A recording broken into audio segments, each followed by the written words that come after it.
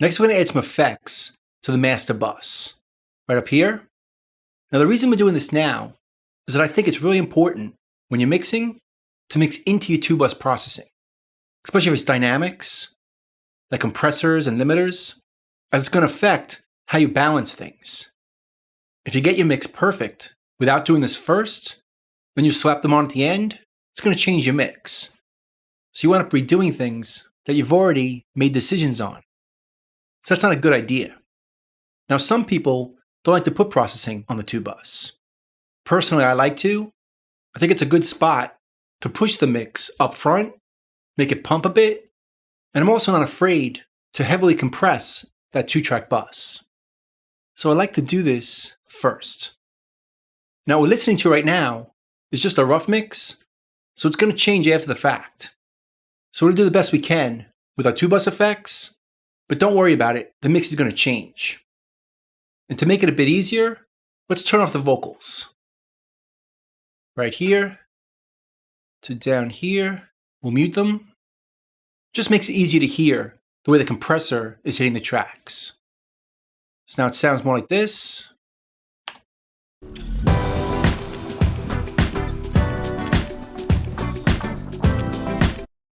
Let's go to our master 2-bus right here. Let's add some effects. And as you can see, we already have one. Our meter, I think it's very important that we keep the meter first in our chain. Let me give you an example. Let's add an EQ after it. I'll use the Reaper one right here. And let's say we bring the gain way down. Look at the meter over here. It's barely moving. So we don't have a good indication of how hot we're making our mix. But if we open this up, because it's before the EQ, it's still going to be accurate as to how hot we're making our mix. See, it's still up there. Because it comes before this plugin. So that's why I always want this plugin first. Let's delete this one. And let's start off by adding a compressor. Now in this video, I'm going to be adding a lot of effects that I'm not that familiar with. I just wanted to try out a bunch of new ones. So I might spend a little more time with each of them, as I don't really know them quite as well. And that's okay. You'll probably be in a similar situation when you're trying out new plugins. But I want to start off with a compressor. So I'll hit add. I'm going to go to my favorites down here. And I recently downloaded a bunch of plugins from Stillwell. Right over here. So we're going to try out a few of these in our video. The first one I'm going to try out is called the Rocket. And it's a compressor that has a very fast attack, adjustable release, and it really pumps quite nicely. When I was playing around with it, I created a preset for a good starting point. Let's hear that one right here. It has an attack time of 530. Now in this plugin, it's not milliseconds. This is actually microseconds, but we're going to use our ear. The release is 143 milliseconds. I'm not using the high pass filter for the input circuit, so the compressor is going to react to the full sound. If you brought this up, it would filter out the low end and not trigger the compressor as much, which is good for getting rid of a lot of pumping if there's a lot of low end in the mix. But I'm going to leave this off, also turning off parallel compression. So the entire signal is being compressed. We're not adding in some dry signal with the wet. Also, I chose 4:1 for the ratio of the compression. And then down over here is auto makeup gain, which is turned on. So if we bring the threshold down, the level shouldn't change. If this is turned off, as I bring the threshold down, the sound gets lower, like this.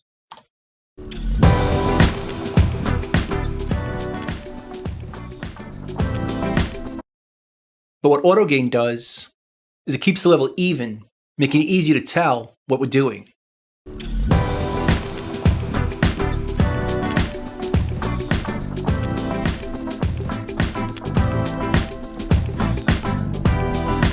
It's pretty nice on the 2-bus. Let's bring the attack all the way up, make it as quick as possible so you hear the difference. Notice how the attack gets cut off? None of those transients get through.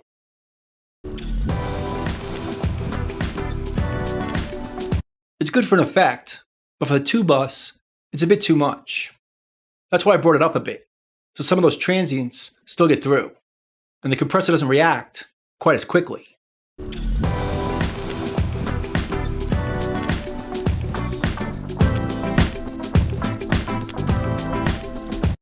And if we check out the release, if we make that as fast as possible, it's going to react very quickly as far as bouncing back after the threshold has been hit. Check it out.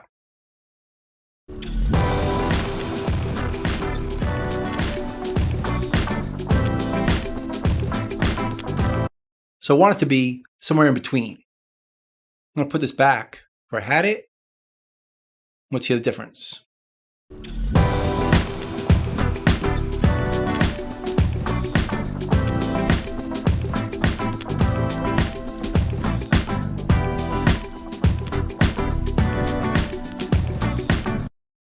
Notice how it tightens it up? It makes it sound a bit more finished. In bypass, and back on.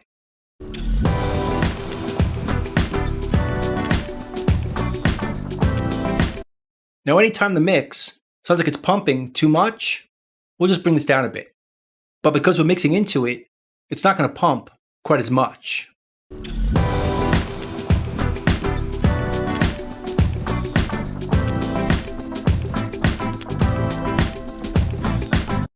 That's a good starting point. Now the next compressor I want to add after this is called the Glue by 08MasterBussProcessing. It's also my favorites right here. Looks like this.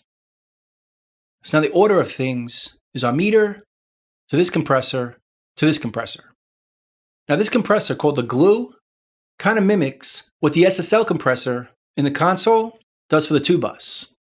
Let's bypass this one right here, and let's hear that SSL sound. We'll leave the range on full, we'll set the attack about here, and the release here, the ratio at 4:1, the mix is wet, and we'll bring up our threshold, let's hear that sound.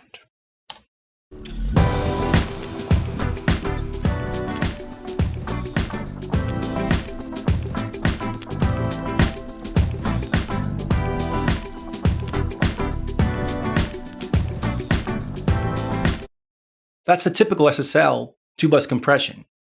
But for me, it's a bit too much. So what I like to do with this is change the release to auto and then make it more subtle.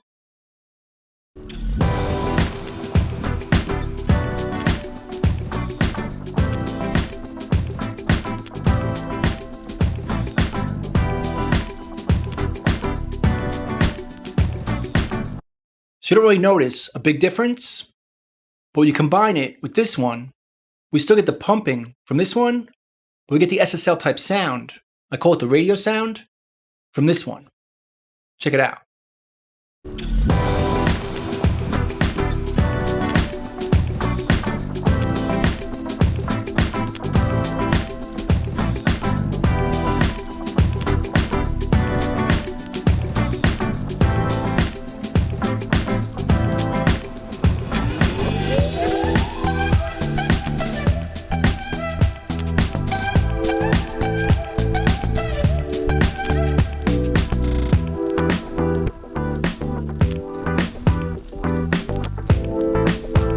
That feels pretty good. Now the next thing I want to add, I know you think I'm crazy, is another compressor. But this one's a bit different. This one comes with Reaper, is the Rex Comp. This is a multi-band compressor, which behaves a bit differently. What it does is we divide the band in terms of frequency into a few different sections. Then we compress each one of them separately, so it sounds more subtle, but it gives a more finished sound. As the low end is a bit tighter, the top end is more controlled, and the middle stays very solid. I have a preset set up already, right here, and let me show you how I set it up. Each one of the bands, here's our first band right here, which goes to about 300 Hertz. Then from 300 hertz goes to about 6 kilohertz, which we're going to change in a minute. And then the third band goes from 6 kilohertz all the way up. So we have 3 separate bands. Then we're going to compress them all the same. Our ratio is set to 2:1 on each one of them. The release is set to program dependent, and auto makeup gain is turned on all of them. Now, if we go to our threshold on any of them to start compressing, it's going to compress them separately. And there's a problem with that. But let's first check out the bands. We'll go to solo current band, and we'll choose the first one. And now we're only going to hear this first band right here, which is from 20 hertz to about 300 hertz.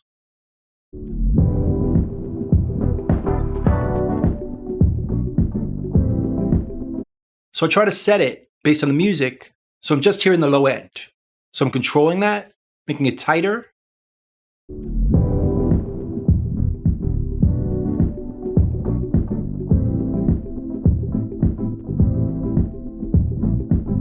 That feels pretty good.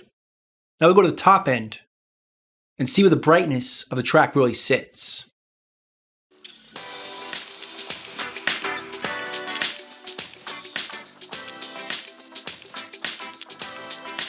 Right about there feels good. Then the middle band is everything in between.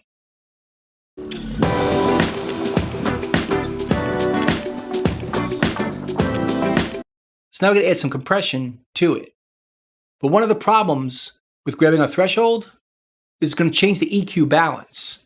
If we compress these separately, it's almost like EQing it, as we're changing the balance of each frequency.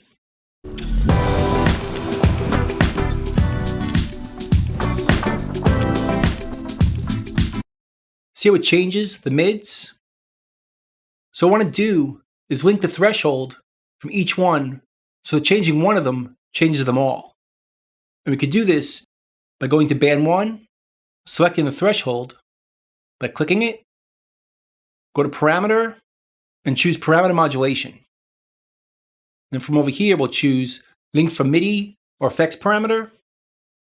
And we're going to link it to itself, but a different parameter. We'll use the second band's threshold.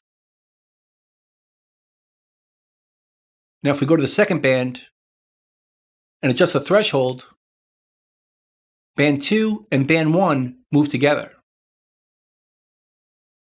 But now we're going to do the same thing for band 3. So let's go to band 3, select the threshold, parameter modulation, we'll link it to itself and the threshold on band 2. Now if we go back to band 2, adjust this, they all adjust together.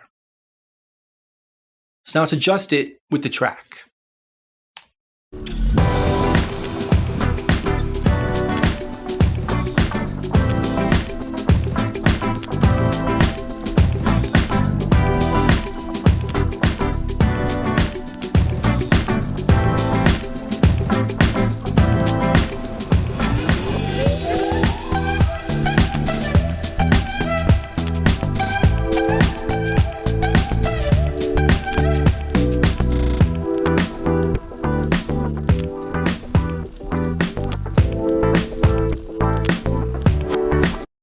Now let's bypass each one and see what they all do.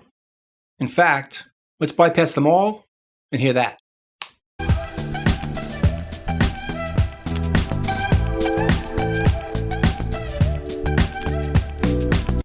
It's pretty dramatic. Now let's hear each one. Bypass them all.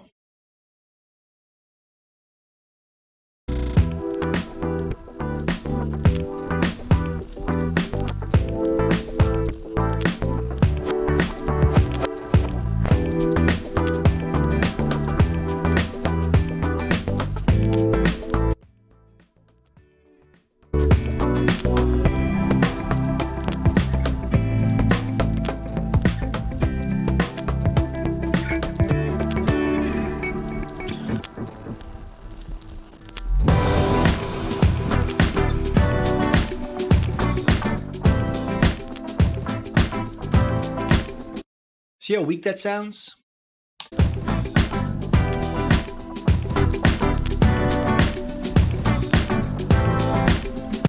It's a bit louder, but it's not just that. Everything sounds a little more up front, in the front of our speakers, which is what you want for a pop song like this.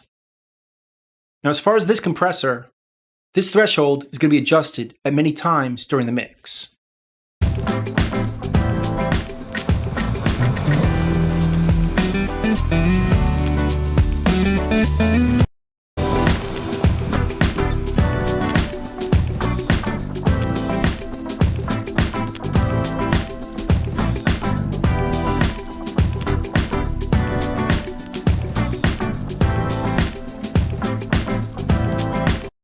That feels pretty good right there. Now, believe it or not, we're going to add one more compressor, but it's basically a limiter. What this is going to do is just going to make the mix a little bit louder, which is kind of what you do in mastering, maybe like a soft limit, but I want to do it so I'm mixing into it. Even if I turn it off at the end for the mastering engineer, I still want to hear this sound as I'm making my mix. So I'm going to choose another Stillwell plugin called Event Horizon. Now, if you notice, this still has a warning on it saying it's an evaluation copy. That's because I just downloaded it a few days ago. Don't worry, I'm going to pay for it, which I hope you do if you use these plugins. So anyway, it starts off with a ceiling down a little bit. So with it set like this, there's no way we could overload our 2-bus because it's going to limit it.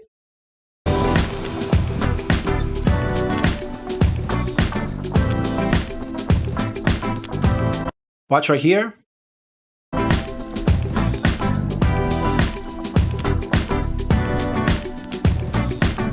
Now let's adjust it. There's a few different options. We could limit it.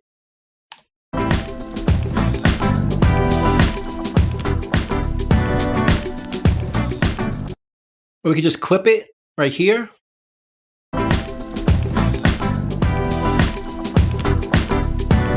And we could also soft clip it over here.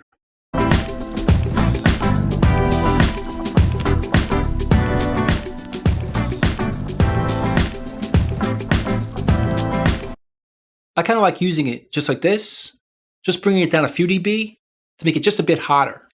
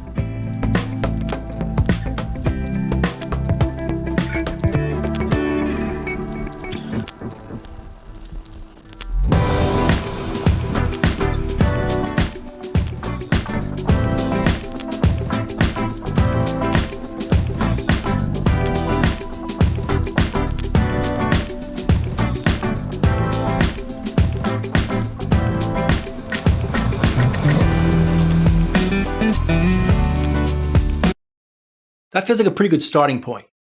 And as you can tell, it's already starting to sound like a mix. And we haven't really done anything. We haven't processed any tracks or even blended them based on the 2-bus compression. So we still have a long way to go. But this is an important step going forward to get this to sound right, so we're mixing in to our stereo compression. So in the next video, we're going to start refining the mix. Let's do that.